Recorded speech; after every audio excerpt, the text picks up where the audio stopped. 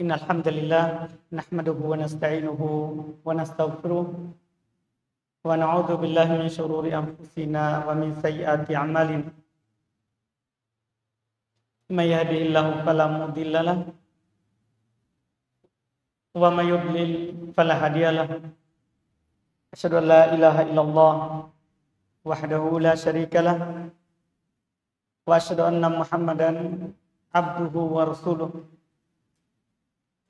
sallallahu alaihi wa ala alihi wa ashabihi wa man tabi'ahum bi ihsan ila yaumiddin, amma ba'd. Ikhwan wal akhwat rahimani wa rahimakumullah.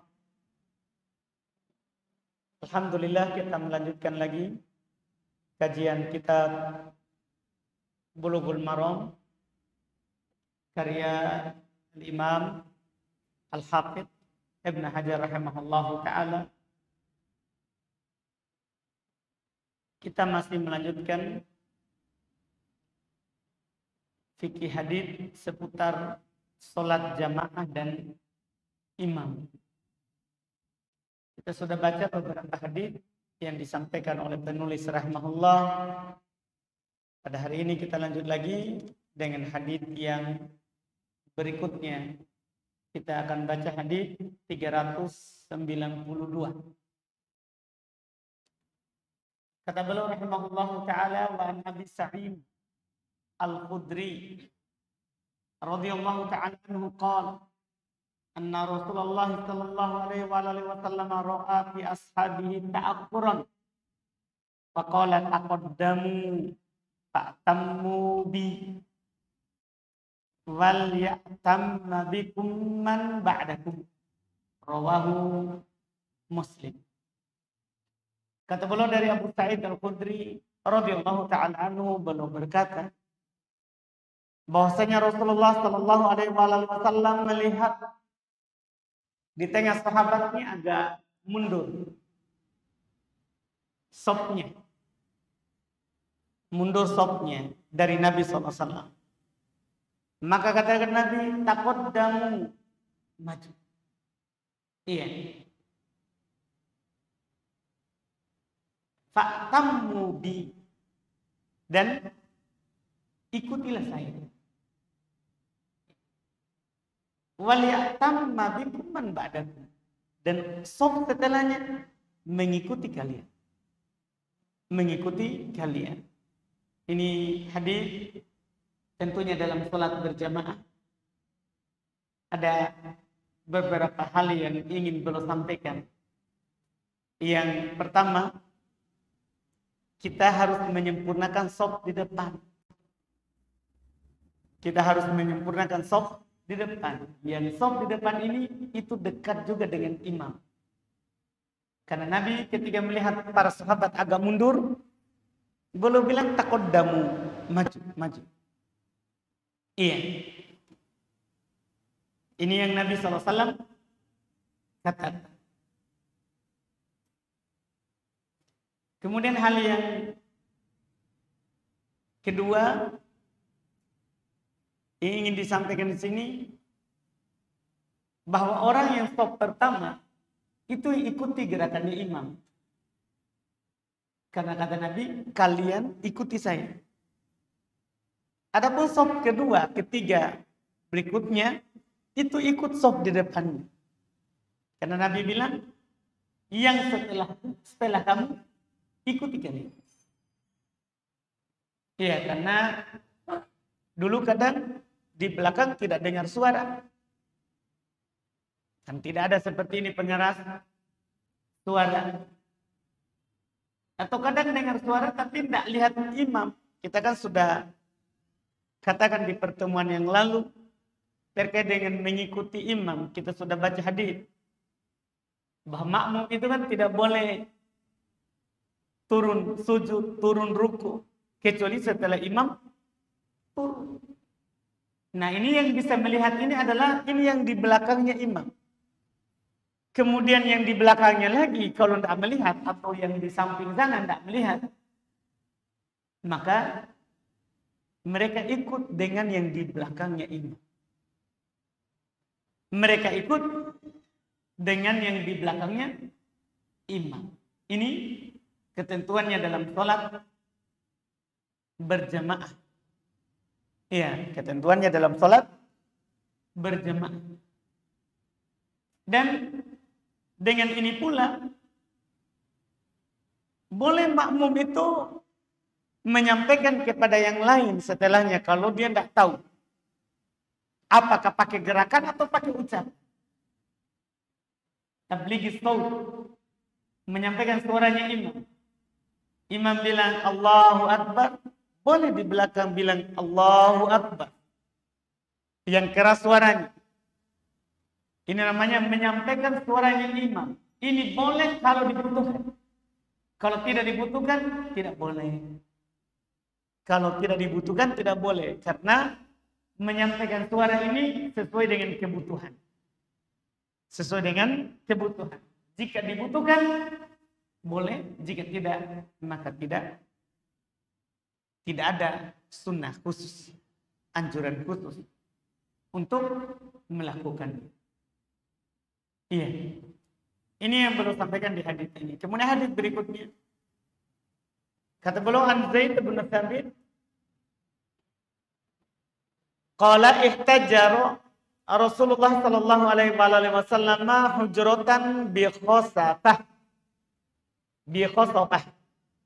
Fa shalla fiha fatatabba ilaihi rijal. Wa ja'u yusalluna bi salatihi al-hadits fihi. Afdalu salatil mar'i fi baitihi illa al-maktubah, muttafaqun alaih. Hadis riwayat Imam Al-Bukhari dan Imam Muslim.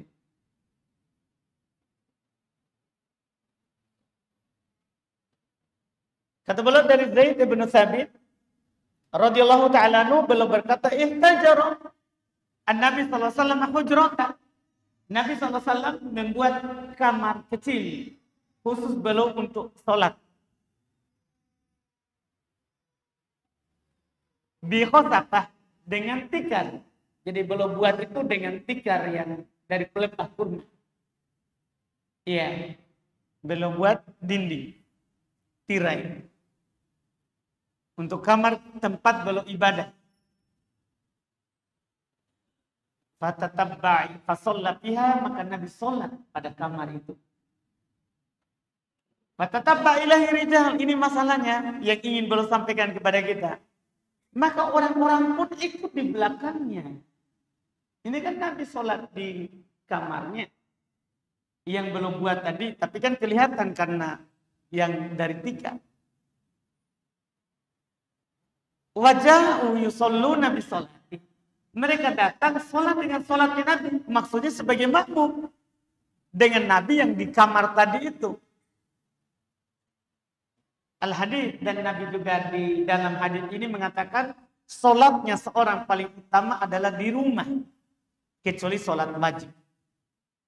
Ini hadis Bukhari Muslim. Satu hal yang beliau ingin sampaikan di sini yang paling inti, paling utama terkait dengan masalah imam dan makmum. Boleh antara imam dan makmum itu ada tembok, ada tirai. Yang penting sopnya masih bersama.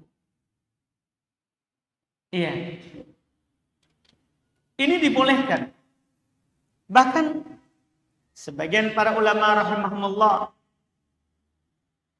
menukil kesepakatan akan bolehnya. Menukil kesepakatan akan boleh. Dan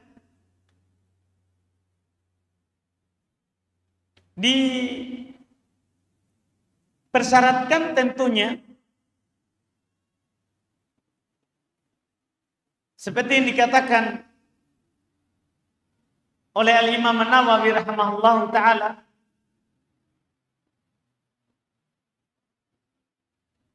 beliau berkata qala ashabuna yahsulu lahul ilm bidzalik. Tapi tentunya dia tahu tentang imam dalam ikutnya itu. Gimana caranya tahu imam? bisa ma'id imam, pertama dengan mendengar imam. Imam takbir, Allahu Akbar, dia dengar. Jadi walaupun dihalangi oleh tembok. Misalnya masjid penuh, ada orang sholat di luar. Sah nggak dia ikut imam? Sah. Yang penting dia tahu imamnya, bisa dia ikuti. Adapun kalau dia tidak bisa ikuti imam, ini tidak ada faedahnya. Iya. Ini kata beliau bisa ma'il imam. Dengan dia mendengar imam boleh. Au man khalfa, atau dia dengar yang di belakangnya imam. Dia lihat. Au musyahadat fi'ili, atau dia tidak dengar suaranya tapi dia lihat perbuatannya. Dia lihat perbuatannya. Au fi'il man khalfa, atau perbuatan di belakangnya. Jadi dia tidak lihat imam, tidak dengar imam. Tapi sop itulah kita bilang tadi, sopnya bersambung. Ya, supaya dia lihat gerakan orang di belakangnya imam. Wa naqalul ijma'a fi jawazil i'timadi kulli wahidin min hadhil umur, kata Imam Nawawi. Mereka menukil kesepakatan akan bolehnya bersandar kepada perkara-perkara tadi. Boleh ada tembok, kalau penuh masjid boleh. Karena Nabi lakukan tadi. Tapi dengan semua perkara tadi itu. Dia lihat imam atau dia dengar imam. Apalagi sekarang kan pengeras suara. Ini walaupun jauh, iya, itu tidak ada masalah. Walaupun sebagian para ulama memakruhkan kalau dipisahkan oleh jalan. Kalau dipisahkan oleh jalan. Yang paling utama kalau ada jalan, dia sholat di jalan. Dia pakai juga sop itu di jalan. Nah, ini biasa paling sering kita lihat ya di masjid Makkah, Haram Makkah. Kalau Haram Madinah jarang karena pelatarannya luas, masjidnya luas, pelatarannya juga luas. Iya. Jauh mundur ke belakang, samping kiri kanan hotelnya. Nah, beda kalau Haram Makkah. Iya, pelatarannya tidak luas seperti Madinah. Karena hotel-hotel maju di situ. Maka di sini ketika ini kita dengar faedahnya, bolehkah itu orang di jalan, apalagi di Haram Makkah, kalau sholat tutup jalan, orang bisa bersop di situ. Boleh dia bersop di jalan. Yang penting tadi dia bisa ikuti imam, dia dengar suaranya, ya, atau dia lihat perbuatannya. Ini tidak mungkin dia lihat, ya, atau dia lihat orang di belakangnya imam. Boleh, pokoknya sepakat akan boleh. Iya. Ini yang mereka katakan. Apalagi kalau hanya dihalangi oleh tembok. Kalau dihalangi oleh tembok. Dan di hadits juga tadi yang kita baca, walaupun tidak ada kaitannya dengan pembahasan kita sekarang, ada isyarat di akhir.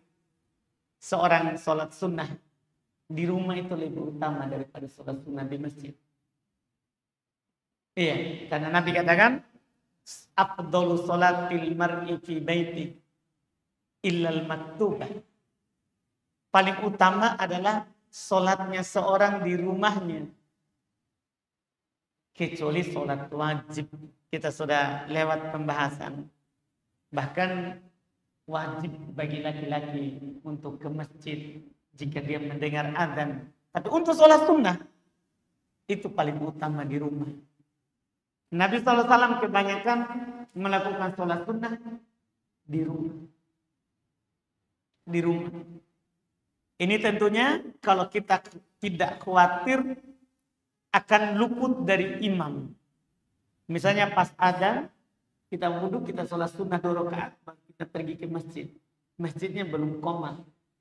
Ya, masih bisa dan leluasa kita lakukan di rumah. Atau kalau tidak bisa ba'diyah, kita akan luput maka qobliyah, maka ba'diyah itu yang lebih memungkinkan.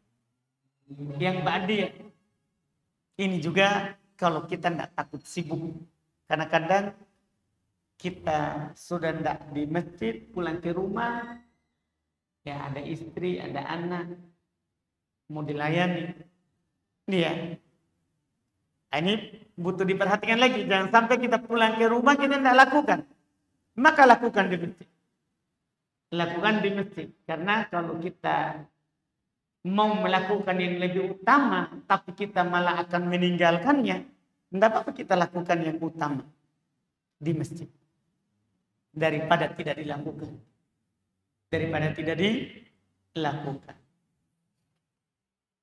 Terus ada faedah yang juga disebutkan di hadis ini secara khusus. Kan ini Nabi di rumah, para sahabat itu di masjid sholatnya. Karena kan kamarnya Nabi samping masjid. Iya. Di sini ada pembahasan, bolehkah imamnya di luar masjid, makmumnya di masjid? Itu pembahasan. Boleh. Kan yang diinginkan adalah dia bisa melihat imam, mendengar imam. Kalau tadi makmumnya, imamnya di masjid, makmumnya di luar, boleh. Demikian pula boleh sebaliknya. Boleh sebaliknya. Iya. Ini dibolehkan. Misalnya ada orang, iya, sholat di lapangan. Lapangan ini bersambung dengan masjid. Bersambung dengan masjid. Iya. Imam sholat id misalnya. Penuh lapangannya. Sampai ke masjid juga. Dipakai. Sah. Sholatnya. Yang penting itu tadi. Dia mendengar imam. Atau melihat imam. Atau melihat orang di belakang imam. Atau mendengar orang di belakang imam. Ya. Sah pengikutannya. Sah pengikutannya. Seperti yang dilakukan oleh Nabi SAW ini. Seperti yang dilakukan oleh Nabi kita Muhammad sallallahu alaihi wasallam.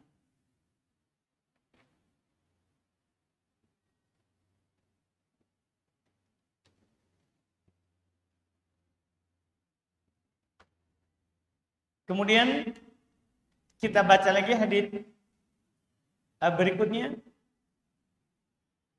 394.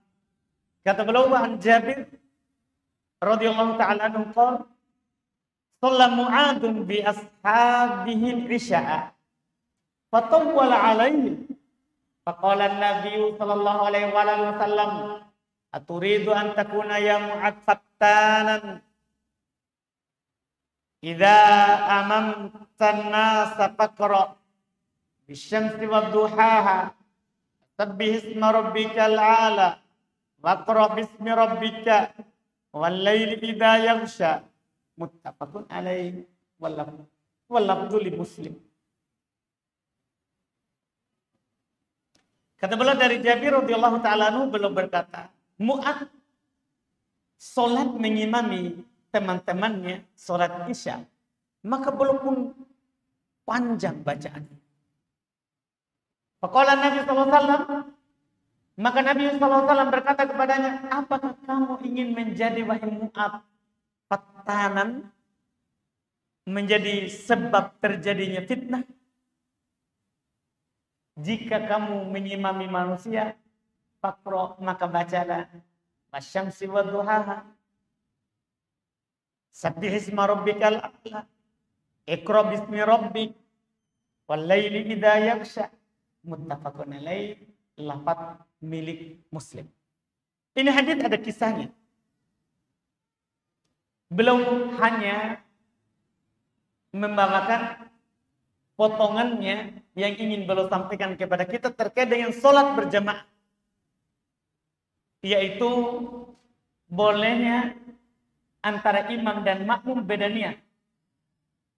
Ini Mu'ad sudah sholat bersama Nabi, kemudian pulang, sholat mengimami teman-temannya. Ini sudah kita sampaikan. Boleh beda nih. Kemudian di sini ada dibahas. Sebelumnya kita harus tahu dulu kisahnya. Jadi Mu'adz habis sholat bersama Nabi, dia sholat di teman-temannya, akhirnya belum baca panjang. Ada seorang yang mundur sendiri, sholat menyelesaikan sendiri. Akhirnya dia sampaikan kepada Nabi SAW. Karena ada yang menuduhnya sebagai munafik. Kenapa dia tidak sholat bersama yang lain? Ada yang mengatakan dia munafik, ada yang mengatakan. Maka dia pun sampaikan kepada Rasulullah bahwa dia baca panjang. Saya tidak mampu untuk ikut. Ya. Maka di sinilah Nabi SAW menasihati Mu'adz. Apakah kamu ingin menjadi sebab fitnah? Jika kamu mengimami manusia, maka bacalah wasyamsi wal duhaha. Ini kalau di juz-juz pendek, surah-surah pendek, karena surah pendek itu terbagi 3. Yang dimulai dari surat Qaf sampai An-Nas. Itu terbagi 3. Ada tiwal al-mufassal, ada panjang. Ada awsat al-mufassal, pertengahan. Ada qisar al-mufassal, pendek. Dari ini mufassal. Tiwal panjangnya itu dari Qaf sampai Al-Mursalat. Sampai surat terakhir. Di juz 29. Itu namanya panjang. Itu namanya panjang. Kemudian tengahnya dari An-Naba sampai Ad-Duha. Itu dibilang pertengahan. Tidak panjang, tidak pendek. Adapun pendeknya mulai dari Alam Nashrah, Laka Sadrak, Al-Insyirah sampai An-Nas. Karena Nabi SAW kalau mengimami manusia di sholat wajib, tidak keluar dari surat mufassal. Jarang Nabi SAW membaca surat yang lain. Di sholat 5 waktu ya, beda sholat sunnah. Kalau sholat sunnah Nabi baca surah-surah panjang. Nabi baca Al-Baqarah, Al-Imran, An-Nisa. Kalau sholat sunnah. Tapi kalau sholat wajib, kebanyakan Nabi SAW membaca surat-surat mufassal. Dari mana surat mufassal itu? Dari Qaf sampai An-Nas. Nabi tidak keluar dari ini. Kalau sholat subuh, belum baca tiwal mufassal. Yang panjangnya 60 sampai 100 ayat. Itu masih di surah pendek. Karena ayat-ayatnya pendek. Sehingga penomorannya banyak. Coba kita lihat Qaf. Ya, kita lihat Al-Qamar, Al-Waqi'ah, setelahnya. Itu kan surah-surah pendek, tapi banyak ayat. Jadi Nabi biasanya di sholat subuh, itu kebanyakan yang membaca tiwal mufassal. Iya. Kalau di sholat maghrib, kebanyakan Nabi SAW membaca qisar mufassal.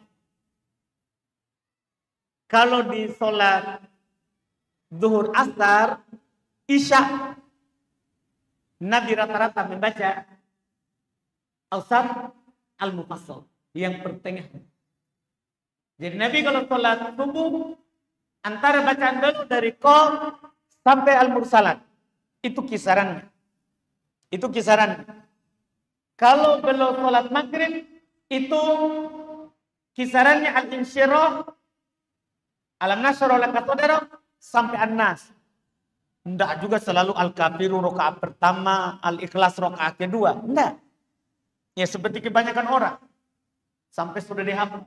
Kalau sholat maghrib, kalau imam itu yang baca, cepat ke wudu. Itu sebentar Al-Kafirun. Ya. Sudah rutin. Nah, Nabi kisarannya ini. Mulai dari Al-Insyirah, Alam Nashrah, Laka Sadrak, sampai An-Nas. Itu maghrib. Isya, ini lihat. Nabi SAW baca, itu Awsat. Dari mana kita tahu Awsat? Lihat penyebutan namanya. Wasyamsi wadduhaha, pertengahan, tidak panjang, tidak pendek. Sabbihisma rabbikal a'la, ini pertengahan. Ini pertengahan. Iqra bismi rabbik, pertengahan. Wal-laili idza yaghsha, ini pertengahan. Ini Nabi ajarkan di sholat Isya. Nabi ajarkan di sholat Isya. Iya. Dan kalau mau tambahan penjelasan ada saya sebutkan juga di buku sifat sholat Nabi.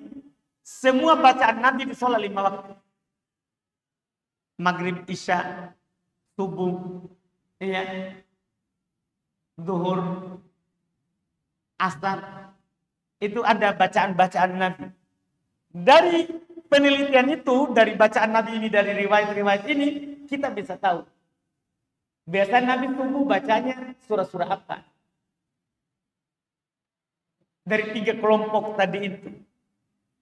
Nah, di sini kita bisa tahu. Kalau kita sholat Isya, bacanya ini. Di sana ada sebagian imam tak salah, sah sholatnya. Tapi tidak sesuai sunnah. Iya. Kadang mereka bacaan di sholat, dia pokoknya merojak hafalan. Saya ini kan hafal 30 juz. Iya. Sholat maghrib Al-Baqarah, Isya juga Al-Baqarah, subuh juga Al-Baqarah. Ditambung-tambung. Nanti sholat tarawih baru itu. Sholat tarawih, sholat malam, karena di sholat wajib ada ketentuannya. Akan datang sebagian hadis. Nabi SAW katakan, man amman nas, falyukhfif. Siapa yang sholat mengimami manusia, ringankan. Orang itu ringan, akan ringan, walaupun sebenarnya nomor ayatnya sama. Yang kita baca sama-sama 5 ayat. Tapi ini makmum tidak hafal. Sehingga dianggap, baik, panjang kayak ini. Karena dia tidak tahu ujungnya. Tapi coba kita baca itu surah-surah belakang. Semua kebanyakan orang hafal. Atau kalau dia tidak hafal, dia sudah sering dengar. Sehingga dia tahu, oh tidak panjang sih. Iya, ada di sebagian masjid.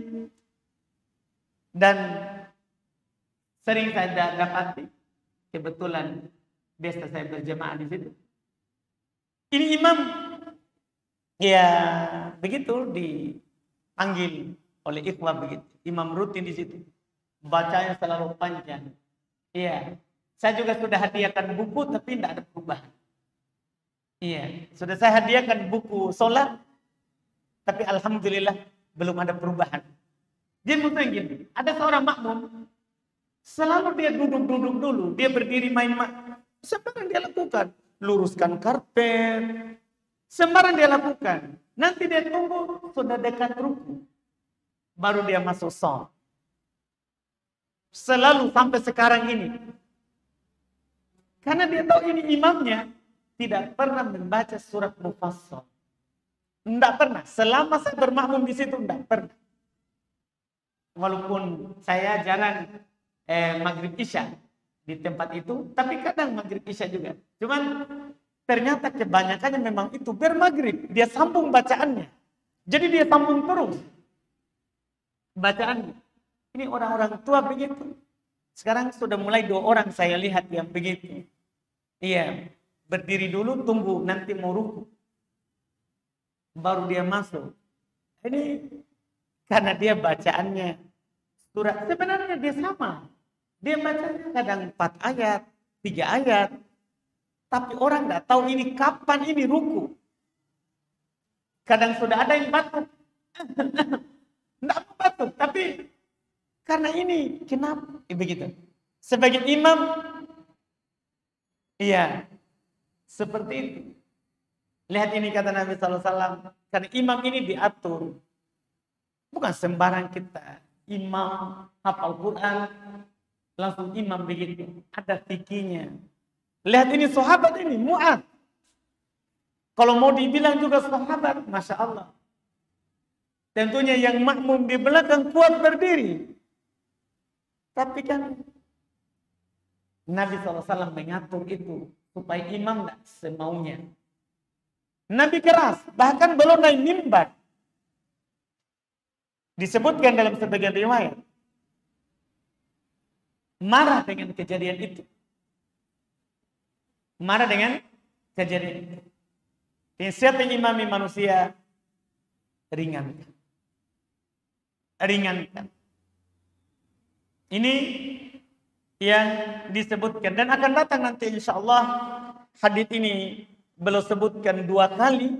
Nanti kita akan baca lagi nanti ketika datang. Ini belum cuma ingin menyampaikan bahwa boleh beda niat antara imam dan makmum. Tidak ada masalah. Tidak ada masalah dalam hal tersebut. Tidak ada masalah dalam hal itu. Kemudian juga yang ingin beliau sampaikan di hadits ini, kita bisa melihat bagaimana Nabi Shallallahu Alaihi Wasallam mendidik para sahabatnya, walaupun itu adalah ucapan yang keras, tapi kalau itu demi kebaikan, tidak dan kita terima. Iya, karena nasihat itu tidak harus lembut terus. Keras pada tempatnya juga lembut pada tempatnya. Tidak boleh keras terus, tidak boleh juga lembut terus. Kadang bisa dikeraskan, kadang juga bisa dilembutkan. Tergantung maslahat dan mafsadanya. Kita sampaikannya bagaimana. Kita menyampaikannya bagaimana. Ini yang kita bisa baca di malam hari ini. InsyaAllah kita lanjut lagi nanti di pertemuan akan datang. Terkait dengan Nabi SAW salat mengimami para sahabat saat beliau sakit terakhir. InsyaAllah kita baca di pertemuan kita yang akan datang.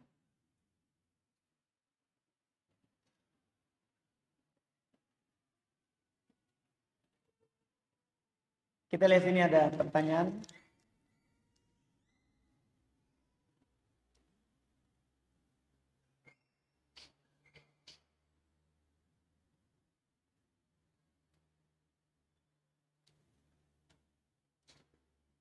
Apa Ustaz? Ini jangan tanya ke saya, sebenarnya ini bisa kepada Pak Imam. Saya melihat imamnya Nurul Bahri selalu tubuhnya bergoyang-goyang. Seperti kena hembusan angin. Apa karena khusyuk atau grogi? Pertanyaannya, apakah sholat tersebut sah? Mencocoki sunnah? Ya tidak. Kalau khusyuk atau grogi, tanya imamnya. Saya tidak tahu. Kemudian sah atau tidak? Sah. Kalau itu dia tidak sengaja.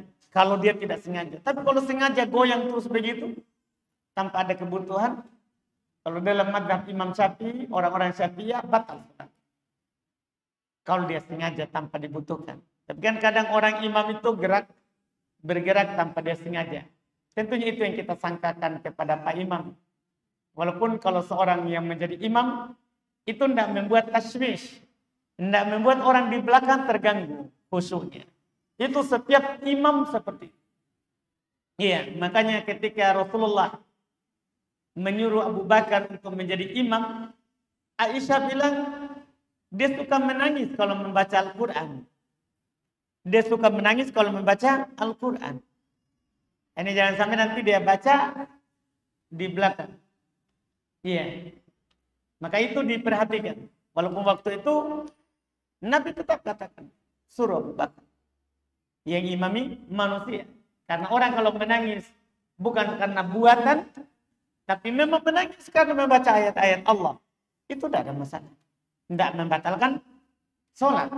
Tidak membatalkan sholat. Kalau nangis buatan, baru membatalkan sholat. Datang ayat sedih, sebenarnya dia tidak menangis. Tapi dia pura-pura menangis. Batal sholatnya. Batal sholatnya. Karena dibuat-buat. Dibuat-buat. Ini seorang menjadi imam, itu yang diperhatikan. Dia Ini saja nanti akan datang, insya Allah pekan depan kita akan baca hadis yang saya isyaratkan tadi. Siapa yang menjadi imam, ringankan. Karena di belakangnya ada orang tua, ada orang sakit, ada orang yang anak kecil, ada juga orang yang dalhaja. Anak-anak itu kan kalau panjang, sisanya sisa main-main. Maka harus dia perhatikan itu. Nah, maka tentunya dirinya juga begitu. Imam harus, ya, tidak boleh menjadi sebab orang di belakang terganggu. Orang di belakang terganggu. Itu wallahu a'lam.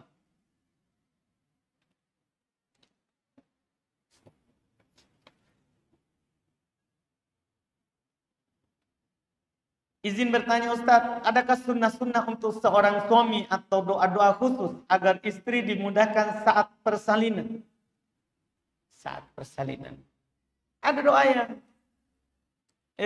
tapi ini bukan khusus persalinan. Semua saat kesusahan.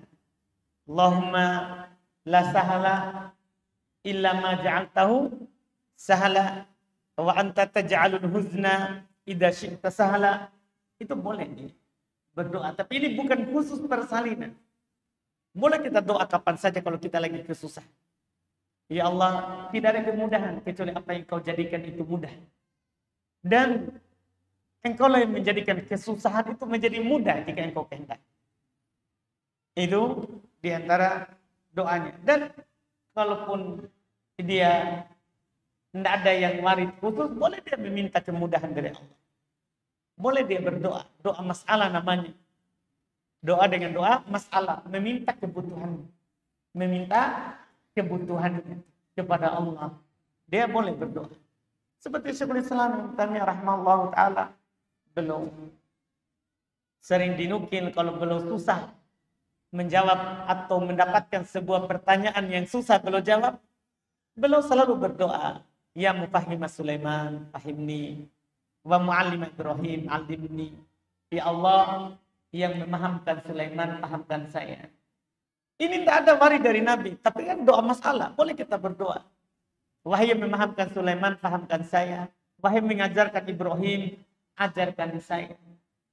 Boleh kita meminta kepada Allah kemudahan. Kita meminta kepada Allah kemudahan. Dan ada juga doa yang ini juga bukan khusus. Tapi siapa yang membacanya akan hilang apa yang dia rasakan. Yaitu dia berkata, Allahu Rabbi la syarika. Ini doa pendek. Allahu Rabbi la syarika. Allah Rabbu, tidak ada sekutu baginya. Kata Nabi SAW, man asobahu hammun au gommun au marad. Faqala Allahu Rabbi la syarika dhahba anhu.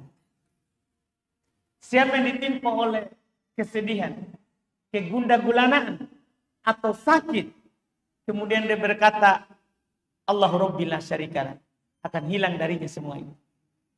Akan hilang gundagulananya, kesedihannya, sakitnya. Kalau dia bisa baca. Pendek doanya. Allahu Rabbi la syarika. Allah Rabbu, tidak ada sekutu bagi. Tidak ada sekutu bagi. Bisa, tapi ini umum apa saja.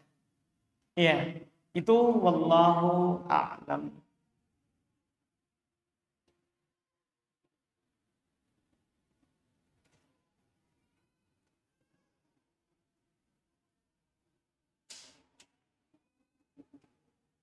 Apakah boleh potong rambut setelah itu dimasukkan ke kelapa muda? Bagaimana hukumnya Ustaz? Ini tentang hakikat. Tentang hakikat. Bukan hakikat, akikah. Iya, akikah. Tentang akikahan. Apakah boleh potong rambut setelah itu dimasukkan ke kelapa muda? Iya. Bagaimana hukumnya Ustaz? Tidak ada tuntunannya.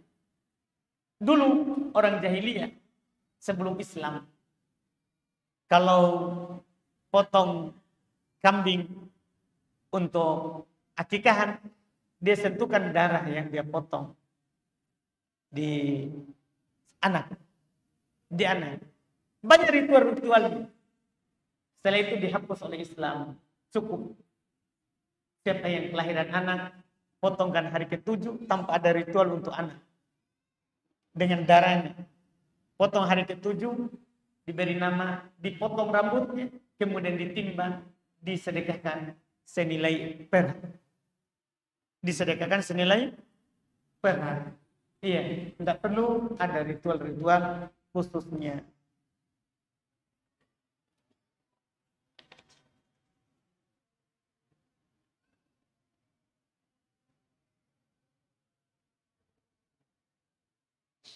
Bagaimana sikap yang harus diambil ketika ada larangan boykot ke produk-produk yang pro ke Israel?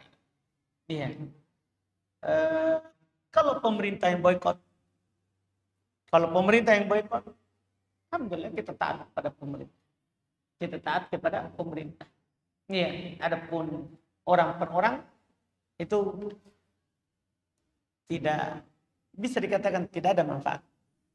Karena kenapa? Kalau pemerintah yang boykot akan ditutup tokonya, akan ditarik barangnya, tidak ada peredarannya.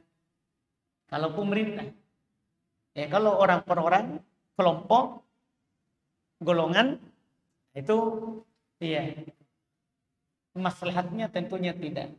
Dan juga sebenarnya apa kita memang sudah pastikan bagi ini memang dia. Jangan sampai kita ditunggangi oleh pedagang lain. Jangan sampai. Karena semua orang akan menyibukkan segala sesuatu. Iya. Makanya kita dalam hal ini, saya sendiri juga tidak terlalu menjawab. Tidak terlalu, cuman sering sekali naik. Yang jelas kita, para ulama kita telah mengatakan bahwa masalah boykot, tidak boykot itu urusannya pemerintah. Bukan urusan kelompok orang per orang.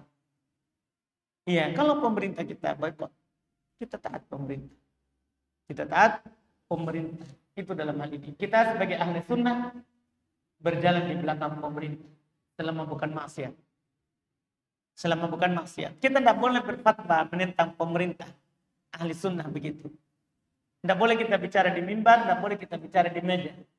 Kalau memang salah, pemerintah.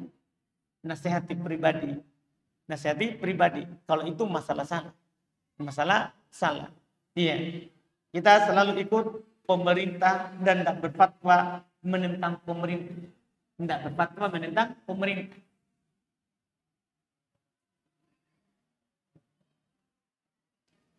Hukum tidak diperbolehkan memakai sandal memasuki area pekuburan. Dan pelarangan duduk atau menginjak di atas kuburan. Hubungan dengan hukum di atas, bagaimana apabila pekuburan ini sempit, tidak ada lagi setapak untuk jalan pekuburan itu. Banyak tumbuhan berduri dan ranting-ranting yang tajam. Apakah tidak tetap membuka alas kaki atau sandal? Tidak, kita pakai, tidak apa-apa. Karena itu ada membahayakan kita. Akan membahayakan kaki kita. Iya, boleh kita pakai. Boleh kita pakai kalau memang akan ada dorornya. Dan membuka sandal itu hukumnya kata para ulama sunnah. Dan yang mengamalkannya itu tidak sampai haram, cuman makruh. Walaupun ada juga mengatakan haram. Iya, mengatakan juga haram. Dan para ulama memang berselisih pendapat hukum memakai sandal di masjid, di kuburan. Hukum memakai sandal di kuburan. Demikian pula tadi menginjak atau berjalan di atas kuburan.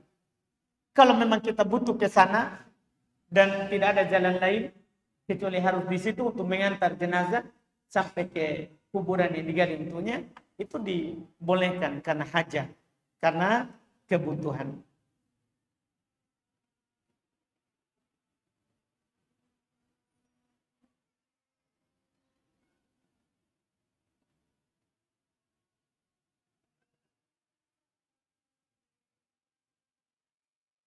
Apa yang dimaksud kuda tu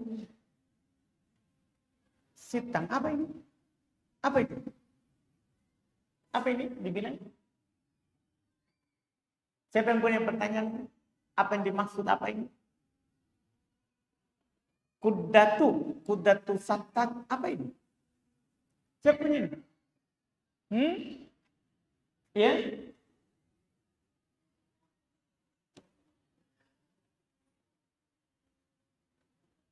Hmm? Kuda tuh setan. Enggak tahu, Pak. Ini bahasa apa ini? Bahasa Arab.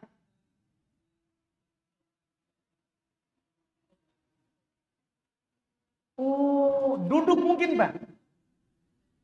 Oh, baik, bukan kuda, Pak. Baik. Kenapa nak kuda? Ruk, ruk, ruk, ruk, aduh seton. Duduknya, Pak. Ain, bukan kaf. Ini kuda tuh setan. Baik. Iya. Duduk, Pak. Duduknya setan. Itu nah Nabi SAW dari ka'i'a'i al-kalbi atau ka'i'a'i as-syaitan. Nabi melarang dalam sholat duduk tasyahud atau duduk antara dua sujud seperti duduknya setan atau duduknya anjing di sebagian riwayat. Duduknya setan itu kata para ulama itulah duduknya anjing yang dilarang. Itu duduk dengan kedua pantat, kemudian kaki depan ditegakkan duanya dan tangan ke samping kiri dan kanan. Seperti anjing duduk, Pak. Coba gimana? Coba duduk dipakai pantat, kasih tegak saja, ya. Tetapi depan kaki kita, iya, tegak, berdiri kan? Kaki kita depan, bukan. Iya, berdiri kan? Kasih berdiri, Pak, lurus. Enggak, iya, baru tangan, begitu. Itu yang dilarang duduk, itu, begitu. Itu dijelaskan oleh Syekh Al-Albani rahimahullah taala dan lainnya. Itu yang dilarang duduk dalam sholat. Karena duduk iq'a itu ada dua. Ada duduk di atas tumit, dua tumit ditegakkan. Itu boleh. Iya, ada duduk yang seperti itu. Tidak dibolehkan. Oh, berarti adu asyaitan. Dia duduknya iq'anya syaitan. Iya, alhamdulillah. Ada pertanyaan? Silakan.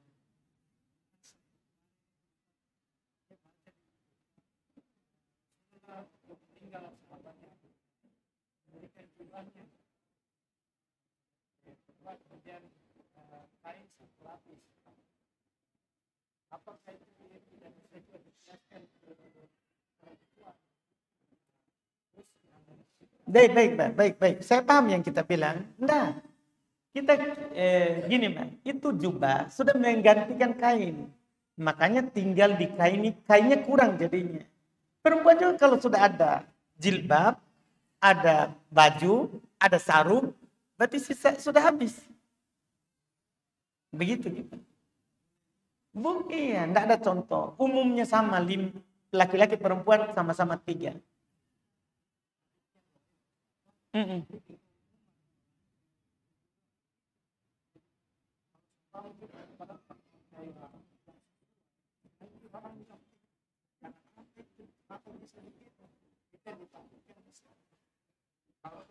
Setan.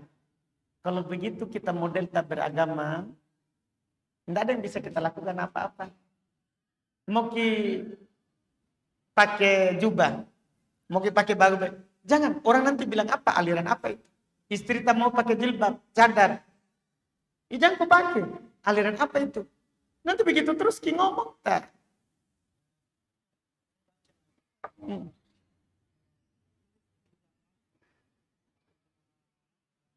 Iya Pak, kan gini Mbak. Kita bercerita, sunnahnya bagaimana? Kita mau bungkus mayat tak pakai 1000 kain, enggak masalah. Pakai 1000 lapis Pak kita bungkus, enggak masalah. Tapi di sini sekarang kita berbicara sunnahnya bagaimana itu bungkus mayat. Rasulullah dibungkus dengan 3 kain. Kita berbicara sunnah ini Pak, bukan berbicara setelah pakai bungkus pakai 1000, enggak ada masalah tak. Tetap terkubur itu orang. Cuman di sana ada larangan. La tudhalu fil kafan. Fa innahu yaslubu sari'an. Itu mungkin kita tak baca. Jangan berlebihan dalam kafan. Karena dia akan hancur cepat. Dengan 3 tadi itu Pak, kita tak berlebihan jadinya. Kan ini kain kafan, berapa lama tonji itu bertahan di bawah. mayatnya akan bengkak, membusuk. Semua, Pak. Ini kita berbicara. Ada nggak syariat gini, Pak? Saya pertanyaan saya. Ada nggak yang membedakan laki-laki dan perempuan? Begitu saja kita jawab. Ada nggak, Pak? Sudah maksudnya kita kalau berbicara ndak enak, ndak ada yang bisa kita lakukan agama tak. Mau kita apa, ndak enak. Nanti setan akan bawa kita di tempat lain. Mau apa-apa nanti ndak enak semuanya. Ndak enak ada sholat di masjid karena tetanggaku ndak ada izin sholat. Nanti saya dibilang alim. Ndak ada yang bisa kita lakukan kalau begitu, Pak. Memang harus kita yang mulai. Nabi memangnya langsung enak. Nabi sudah bilang bada al Islam goriban wasayahudu goriban kama bada. Islam itu diawali dengan keasingan, orang merasa apa ini?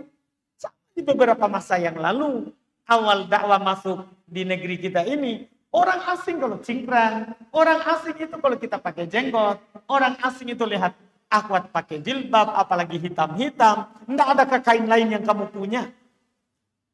Kan begitu, Pak. Asing. Tapi kalau sudah kita gambarkan, sudah kita tetap lakukan. Mau sampai kapan dia ngomong begitu? Masa setiap mayat, oh ngapa mau kau itu, aliran apa mau kau itu? Itu, Pak. Sangkaan tadi itu, Pak. Buktinya saya lakukan tidak pernah ada orang bilang begitu.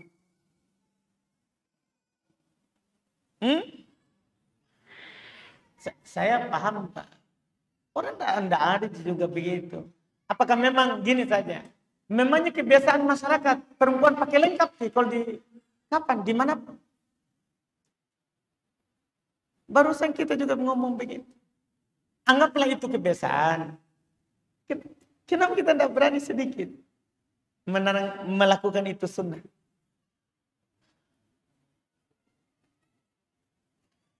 Itu masalah kita, Pak. Ini kita tahu. Kita ini sudah tanya di beberapa masjid. Ini masalahnya kita, Pak. Selalu saya jelaskan begitu. Setelah itu ujung-ujung tak. Tapi Ustadz juga ajarkan, lakukan lagi. Jangan tanya sama saya kalau kita pegang sama Ustadz. Saya ini tugasku adalah hanya menyampaikan hadis. Kalau memang kita pegangan tak Ustadz tak, tafadhol. Tidak mungkin saya pergi menangis darah. Pokok dong, kenapa itu tidak ikuti kah? Mungkin itu, Pak. Saya tidak akan pernah memaksakan kita untuk ikut saya. Kalau kita mau ikut Ustadz tak, tafadhol. Tidak ada sama sekali saya bilang, yang ikut sini semua harus ikut saya. Nah. Kalau menyelisih, keluar. Jangan pernah ikut taklim saya. Tidak pernah itu, Pak. Ustadz itu tugasnya menyampaikan. Bukan memaksa orang supaya ikut dia. Memaksa orang itu pemerintah. Yang bisa memaksa orang itu hanya pemerintah. Kalau Ustadz hanya penyampai. Jangan pernah bilang, cukup di saya ini. Nah. Saya saja kita jadikan begitu. Kalau nanti kita ketemu ustaz lain, jangan pernah bilang, debati dia dengan bilang, tapi Ustaz Ubaid ngomong begini. Jangan pernah. Saya berlepas diri dari semua orang yang begitu. Jangan pernah bilang begitu. Bagus itu kalau kita bilang, tapi saya pernah dengan hadis Ustaz. Supaya Ustaz itu bicaranya dengan hadis, bukan Ustaz. Nanti kalau kita bilang, tapi Ustaz Ubaid bilang begitu. Itu Ubaid, satu kamar aja dulu saya waktu di pesantren. Dia kurang paham. Itu kan masalah nanti. Orang akan masuk di pribadi kalau sudah sakit hati. Ya kan? Enggak perlu kita. Apa yang kita dengar dari saya, enggak usah kita bilang bahwa ini saya dengar dari Ustaz Ubaid. Enggak perlu, Ji. Sampaikan saja hadisnya. Enggak perlu juga kita sandarkan kepada saya. Jangan, enggak usah. Bilang saja, saya pernah dengar begini Ustaz. Karena saya juga sadar bahwa ketika saya ngomong sesuatu, apalagi akan bertentangan dengan misalnya ustaz-ustaz besar yang menjadi patokannya antum, otomatis itu akan disampaikan ke Ustaz. Iya, ada masalah, saya sampaikan begini, orang sampaikan ke Ustaz dulu. Tapi Ustaz kan bilang, itu yang Ubaid pelajari, itu yang dia sampaikan sesuai dengan yang dipelajarinya. Maka Ustaz bilang, salah itu, tinggalkan. Tidak boleh kau ikut di sana. Tidak boleh itu, kita bukan begitu. Ini kita hanya menyampaikan dalil. Jangan pernah kita bilang begitu. Cukup saya saja ini Pak. Saya saja kita kasih begitu. Kalau Ustaz lain, jangan. Tidak bagus orang begitu. Tidak bagus. Nah, sayang saja kita kasih begitu bahwa. Tapi Ustaz, ya, itu kalau ada Ustaz yang kita pegang. Nah, menurut kita ini lebih alim, lebih bertakwa, tidak ada masalah. Kan orang itu bisa menguatkan pendapat dari yang berselisih ini. Lihat keagamanya bagaimana, siapa yang punya penelitian lebih tinggi, itu caranya kalau bertentangan. Kalau dalilnya sama, caranya begitu Pak. Kita boleh logikan, boleh kita kuatkan. Mana lebih bertakwa, mana lebih waro, mana lebih lama belajar, mana lebih luas ilmunya. Kita kuatkan ini. Dan kita tidak larang kita. Tidak pernah. Kalau ada Ustadz Paksaki bilang, kau harus ikut saya. Masalah. Karena orang Imam Syafi'i saja, kelasnya belum belajar bukan hanya di ulama, bahkan ke lembah-lembah Makkah untuk belajar bahasa Arab. Bagaimana bahasa yang fasih. Tapi bersama dengan itu beliau katakan, kalau sahih hadis itu madhabku. Kalau kamu dapat hadis di jalan, itu yang kamu ambil. Buang pendapatku. Begitu juga Pak. Nah, seperti itu. Alhamdulillah. Saya kira segini Pak. Tidak masalah gini Pak. Tidak. Alhamdulillah. Jangan sampai kita tahun depan tidak ada nih. Baik. Alhamdulillah. Baik. Kita cukupkan. Subhanallah. Hamdik. Surah la ilaha illa anta astaghfiruka.